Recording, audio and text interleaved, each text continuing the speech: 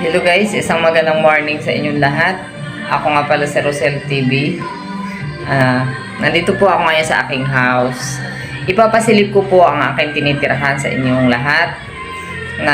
Kasi marami pong nagme-message sa akin na mayaman na raw ako. Hindi po ako mayaman. Isa po akong mahirap lamang at ako po ay nagtatrabaho ng marangal.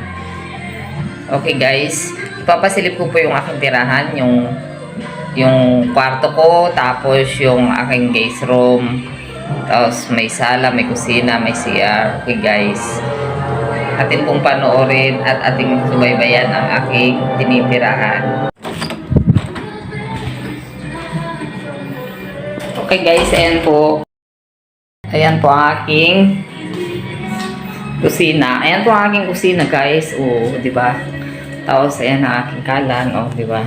Tapos ito naman po ang aking CR. Oh, di ba? Simple lang po siya. May shower. Ayan. Ayan guys. Tapos ito naman po, dito naman po ang aking pintuan ng aking kwarto. Di ba? Nakita nyo naman, oh. Yan po ang kwarto at ito naman po ang aking higaan. Oh, napakasimple lang po ng aking buhay. Ayan guys. Okay.